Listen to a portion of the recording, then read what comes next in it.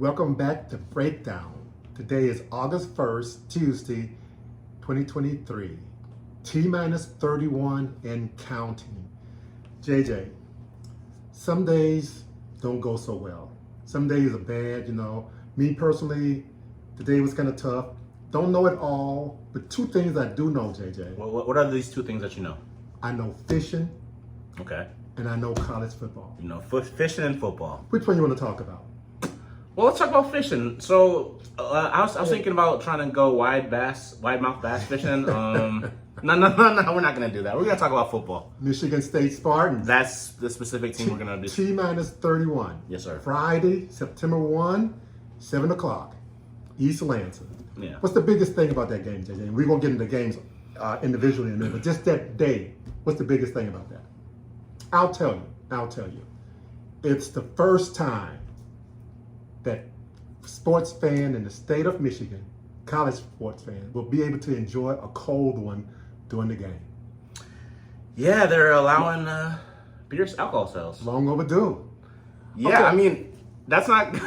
it won't be the first time people will have consumed alcohol in that stadium, but it's because this is the first time it's going to happen legally. Point well taken. JJ, Yeah. Michigan State. Yeah. Their over and under win total is 5.5.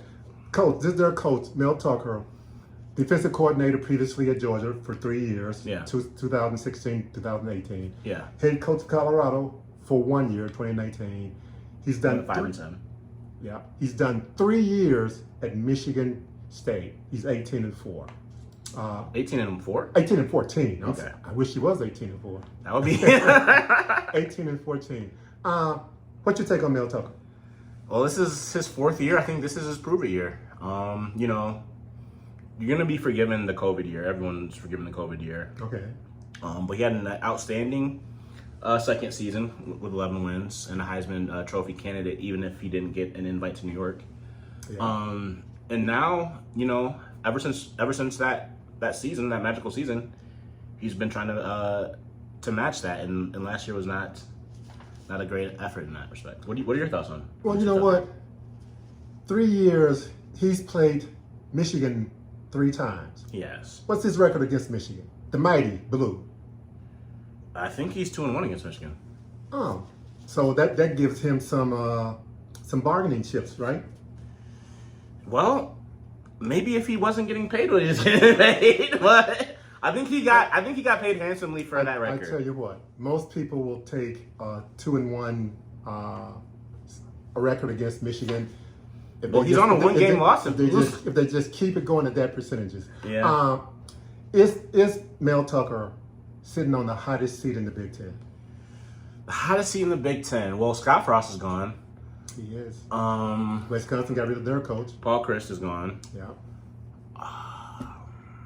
Ryan Day still has his job. Now, if Ryan Day loses to Michigan for the third year in a row. Mel Tucker, even though Northwestern only won 1 game last year, they got a new coach, so that doesn't count. Interim coach.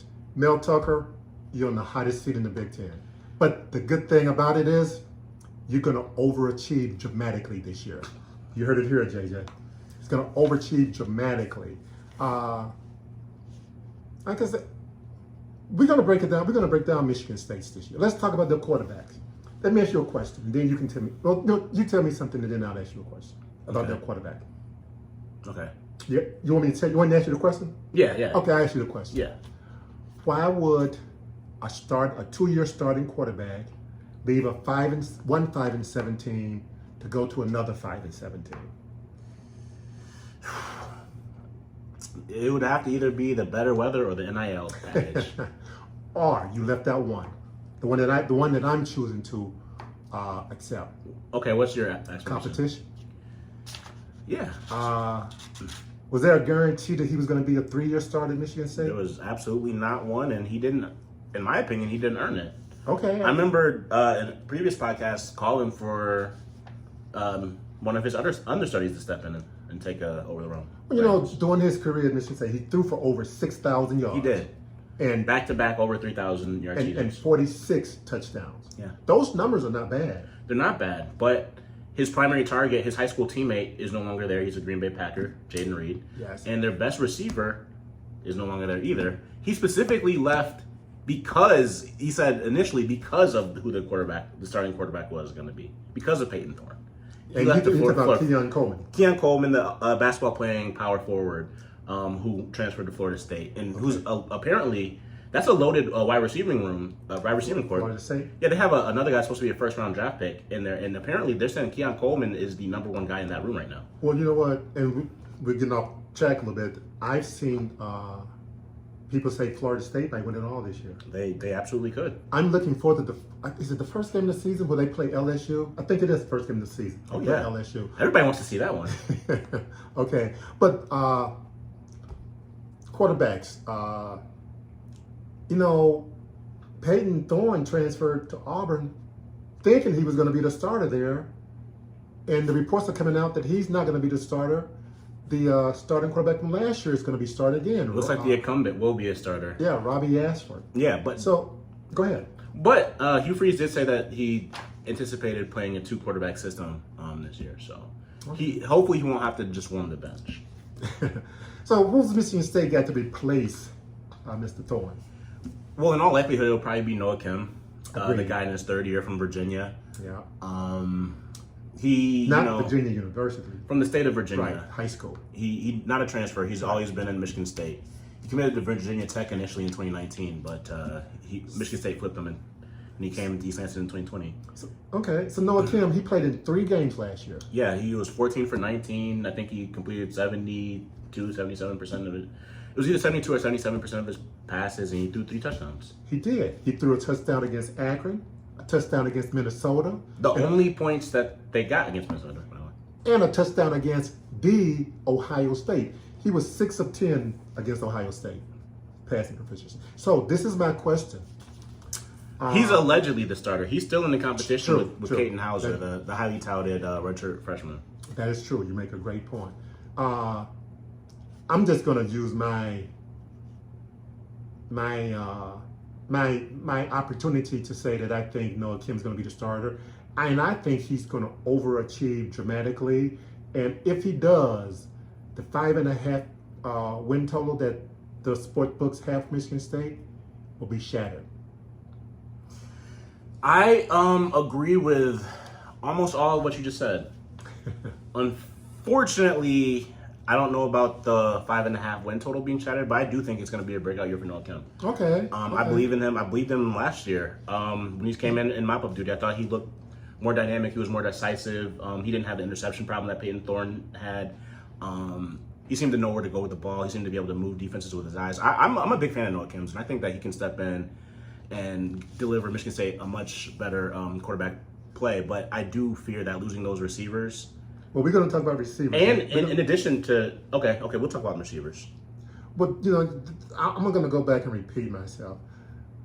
Peyton Thorne left after spring practice. He went through the spring practice drill. Because he didn't win. He had not yet won the job. Okay, exactly. But this is my think. You can only think, and you said maybe because of a NIL deal. In my mind, he knew the writing on the wall. That's just my own personal opinion. He knew that he would not be starting. And so he said, I'm out of here. So there's another Power 5 school, a permanent school, Auburn. You mentioned NIL. Do you think he would have gotten a better NIL deal at Auburn than he would have gotten at Michigan State? Yeah. Really? Yeah. Because it just means more. Because I think that they probably have an advanced head start on their collective. I mean, okay, good. Michigan State does have 3 billionaires that own NBA teams. So Michigan State is, I mean, if their money is more of a basketball, is applied more to basketball program than the football program, that could be a bit of an issue as it pertains to NIL. Like, we know what they pay for football, as you know, with Mel Tucker's contract. You know that they're going to do that, but it might not be the same for the NIL. But JJ, just really quickly, I read this months ago. Matt Ishmael, when he bought the Phoenix Suns, he said that he was going to start the process to eliminate the NIL money. I don't know if he meant just strictly for basketball, because it says the appearance there didn't look that great. Well, of course. Since he bought the team, he traded for Kevin Durant and Bradley Beal. He's going to have to pay so much money in luxury taxes, he's not going to be able to afford to donate to Michigan State the way that he had been doing. Well, he said he was going to stop it because of the appearances. But I don't know if that meant he was going to stop it stop just basketball or stop football and basketball and all the other sports too. But okay, JJ, we talked about the quarterbacks and we talked about NIL with Peyton Thorne. We both agreed that Noah Kim is our favorite to win the starting position. Yeah. Wide receivers. You mentioned earlier, Jaden Reed. Yeah, he's gone. He's a Packer. Keon Coleman is a Florida State Seminole. Okay. Jeremy Bernard is now a Washington State Husky who Michigan State gets to play third game of the season. Yes, they do. Yeah. Well, you mentioned Reed. When he left, he took 55 catches last year. Yeah. And you mentioned Keon Coleman. When he left, He led the team. he took 58 catches last year. So they lost 113 catches last year from the receiving corps.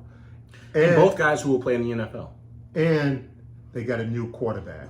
So what's your biggest concern about Michigan State? Is it quarterbacking? Is it wide receivers? If we're sticking it to the offense, it would absolutely be the wide receivers. They don't have anything proven beyond Trey Mosley. They have Antonio Gates Jr. They have some big names, but they don't have big production. Trey Mosley had 35 catches last year. Yeah. I expect him to make a big step up. Michigan State's going to need him to. And in addition, the tight end, Malik Carr. Yeah.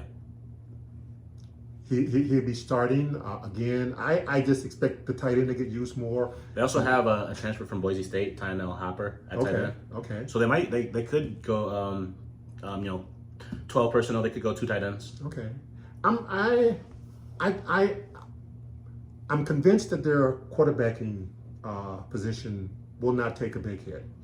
I agree with you on the receivers, but this is a big opportunity. Yeah. You're on the big stage, you get big opportunities. Trey Mosley, this is your opportunity to shine. Same thing for Antonio Gates Jr. Same thing for John Glover. Okay. Same thing for the Nebraska transfer. Okay. Alontae Brown. Time to shine. Opportunity. Running backs, JJ. Yeah. The Colorado transfer is exhausted his eligibility, so it's going to be, instead of a committee, it's going to be a one-man show for the most part. I agree. And that one man will be? The Wisconsin transfer, Jalen Berger. Agreed. Yeah. And, Elijah Collins is gone as well. Yeah, he's also gone. He went to, where'd he go? Man, you ask me these questions. He transferred somewhere. Can't remember. But, yeah, he's gone. This is going to be a one-man show. Berger had over 800 yards last year. Yeah. So The the cover is not there. I mean, the running backs are serviceable. Yeah. Any other offensive positions you want to bring up? I don't know a lot about the offensive line. I know that they're returning a couple of starters. I don't know too much. I think we talked about the running backs, receivers, and quarterbacks. I think that's the main. What about the defense? Well, yeah, the defense is something that we need to talk about. We need to have a discussion about that defense. What about the defense we need to discuss? What are they going to do about it?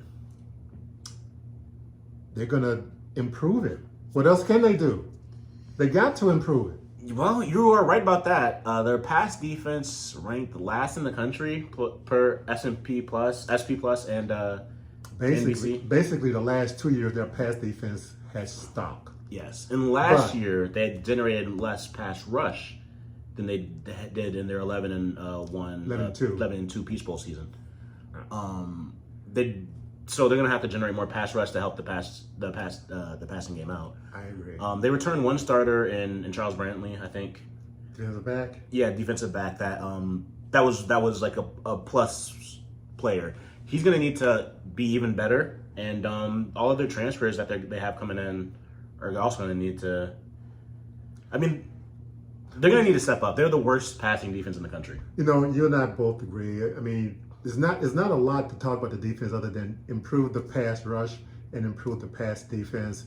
I think their front seven is going to be pretty stout this year, so I'm not that concerned about that. And I think the corners can't get any worse. So I'm still high on Michigan State. But now, JJ, what do you want do before we go through them game by game? Is there anything you want to talk about? Yeah, I mean, nothing in particular. I will just say that even with the worst passing defense in the country, they had the 31st overall defense. So even with that's not super bad. With a serviceable defense, they would have been a top 25 defense. So I think that there's a lot of potential in the front seven as well. Okay, we're going to go over their schedule today, and all schedules are not created equally. Yeah. I read a report that said Michigan State had the second hardest schedule in the country. I saw third. Yeah. You saw third? I did see third. I saw second. I saw South Carolina was ahead of them, and then was Michigan State. It's going to be tough to find 5.5 wins there, but I'm going for 6. So you ready to do this? I'm ready to do it. September 1st, week 1, CMU. What's your take on that? Last year was Western Michigan. This year is Central Michigan. Yeah. Your alma mater. My alma mater. Okay. So as a completely objective analysis, to give you, I would say Central Michigan wins by 3 or 4 touchdowns. I'm not entirely sure. Maybe I'm not being objective. Maybe it's just 2 touchdowns. Maybe CMU only wins by 2 touchdowns. You say that. Not that long ago, 10, I don't know how many years, you were at a CMU Michigan State game. What happened at that game? That would have been 2010. What happened? I was there, and Antonio Brown, Dan Lefevre, and the Central Michigan Chippewas took their check from Michigan State to come to East Lansing and went to Mount Pleasant with a win. You remember that? I remember that vividly. Okay, this year, CMU, just take the money and go back home. Okay, so I got Michigan 1-0 there. Richmond. Michigan there. Michigan State, 1-0. The second week is Richmond. Yeah. Richmond have a football team? I honestly did not know that they did. I did not know that. So I would think Noah Kim would have a field day. It would be good for him to play against, I assume, people that he knows. Richmond is in Virginia, is where he's from, so hopefully, This, as the answer said, this game here, this will be practice. So we don't want to talk about practice. Well, let's talk about the third game of the year. Okay. Is that going to be practice? Or is that going to be the 11-win Washington Huskies with Heisman Trophy frontrunner, I'm going to call it right now, Michael Penix Jr. coming to town? Well, they played him 3 times before. They did. So they know all about Mr. Penix Jr. Yeah. Last year, the game was closer than you might think, the score. And that was in Washington. I watched that game. Yeah, Washington they had some fumbles. They let some stuff get away. They had some drops. Yeah, Michigan State created some fumbles. It's all a matter of perspective. Okay. Well, that's a tough one. Right now, I still say if Noah Kim have a breakout game, Michigan State wins. If it's average, we'll give the visitors the win. All right. Well, so I'm going to be taking Washington. So 2-1 Michigan State for me. Okay. This is the next game. Homecoming game. Homecoming against Maryland, the 4th game. Yeah. It's a homecoming game. Michigan has 4 Big Ten home games. They do. Penn State, which is actually in Detroit. They're going to play in Detroit. And Michigan. Those are 2 really, really, really, really tough home games. And then they got Maryland and Nebraska at home. They gotta win 2 of those home games. Yeah, they really do if they want to get the over 5.5. What 2 will they win, JJ? They will win 1 against Nebraska. I'm not picking against. I'm going. I know Maryland has a great passing attack. Michigan State traditionally last couple of years haven't had a pass defense. But it's homecoming at Michigan State. Give the W to Mel Tucker. I predict that's when the little Tagovailoa has a breakout party. He decides he wants to get an invite to New York too. I think he's gonna be an early Heisman contender based off one of his games against Michigan State. Well, he's gonna have a new offensive coordinator there at Maryland, so I'm not sure about that. I got Michigan 3. But Scotty Hazelton will still be the defensive coordinator at Michigan State. So well, you know what? I got that the 3rd win for Michigan. Okay. Then they got to go to Iowa. Yeah, Iowa couldn't score a point if you put them at the 1 yard line last year. So, Yeah. what's your take on Iowa this year? My take is 2-3 Michigan State after going to Iowa. At Iowa. Yeah, they got the Michigan transfer at tight end, Eric Hall. They got the Michigan transfer at quarterback. And that's going to make a difference in their offense. Because I can say last year they couldn't score nothing. I do think that will help their offense out. And You know, I think also playing Michigan State's deep pass defense will help their offense out as well. okay. You know what? I'm going to go along with you and give them a loss at Iowa. Okay. After that, they have a bye game. Okay. And then they got Rutgers. They're at Rutgers. This is my question. Yeah. Is that Rutgers a trap game? Because after Rutgers, they got a Michigan coming into town. It can be a trap game, especially coming off a bye week. You cannot Well, lose to Rutgers. It can be a trap game in the sense that they're going to be preparing they use that bye week to prepare for Michigan and kind of ignore preparing for Rutgers. They better not. I mean, Rutgers isn't great, but you better not ignore them. Okay, I was just saying if it's a trap game. It's not. They better be able to use the bye week to be able to prepare for both. Okay, so we got Michigan State winning the bye. Yeah. Okay, that's another win for them. And then they go to Rutgers. So Probably the worst team in the Big Ten. Yeah. No, I'm sorry. Northwestern, please forgive me. yeah. One of the worst teams in the Big Ten. Yeah. So I'm gonna take them to win against Rutgers and have Okay. them pick up their third one of the season. So that's 4 wins for me at Rutgers. Then Ann Arbor comes to town. Ann Arbor. I'm sorry, I said Ann Arbor. Michigan comes to town. Yeah. Boy, that's a tough one. That's a night game, JJ.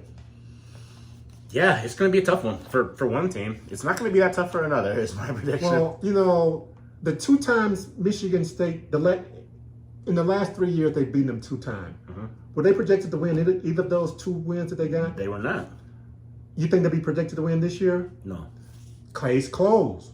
Okay. So they're Logic. still on their third win after Michigan. Okay. Then they got to go to Minnesota. Yeah, that's tough. What'd you give them there? Minnesota's coming off a 9-win season. The boat is being rowed pretty effectively up there in Minneapolis. I think they're comparable programs. I think they're they're both teams that have the type of talent, to compete against one another. I think with it being in Minneapolis, I give a slight edge to the Gophers. What say you? Well, Minnesota was 9-4 last year, and Michigan State was 5-7. Things change through the year, but I'm gonna mark that one as a loss as well. Yeah. Okay, then we got, home. They get to come home again, JJ. And Nebraska coming to town with a new coach. Yeah, Matt rules Nebraska Cornhuskers. Ex-professional coach at Carolinas. Now he's coaching college at Nebraska. Yeah, ex-Baylor coach. He rebuilt that That's program true. after That's our true. trials. That's true. Yeah. How you pick Michigan State in that game? I mean, Michigan State should dominate. They definitely have to win that game, but they should dominate if they, that they're going to pick up their 4th win there. 5th win in America. For one of us. But yeah, they should beat Nebraska pretty handily. Nebraska was 4-8 last year, Mm-hmm. when Michigan was 5-7. Yeah. Okay. Then they got 2 road games. They got to go to Ohio State. And you know what? I don't even want to talk about that. Really, I don't even know who Ohio State quarterback is going to be. Yeah, I don't either. And and we both know what's going to happen. So after that, moving on. After that, they go to Indiana. They go to Indiana. They go to Bloomington. They go to Indiana. And that is when they pick up their 5th win. I agree. Number 6. That's so number that 5.5 win total that's will get crushed right then and there. so that's 5. So that's 5.5. And unfortunately for them is who they end their season on. In Fort Field. The Penn State Nittany Lions. In Michigan, in the state of Michigan. In the state of Michigan, where Penn State has they recruit so well. They have so many players from the state of Michigan that are going to be going home to Detroit. They really do recruit Detroit incredibly well. Yeah, I mean, I think we both have. I mean, Penn State could feasibly make it to the college playoff and win the conference. They go undefeated this year. I know they have Ohio State and Michigan, and I know those teams have been tough for them, but Penn State has the type of talent. I believe in that. It basically comes down to the quarterback. I was going to say, the quarterback got to prove it to me. But if he's the 5-star that everyone says he is, maybe Penn State. Maybe this is Penn State's year. Well, JJ, this is our take on the Spartans. Anything else? Did we leave anything out? Did we miss anything on them that you want to mention? I will say I think their defense. One of the reasons their defense is going to take such a significant step up is I believe that it will be because of their the transfer from Texas A&M. Oh, the edge rusher. Underlay.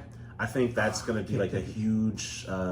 To me, it's Underlay or whatever. I can't think of his name, but I know he's an edge rusher.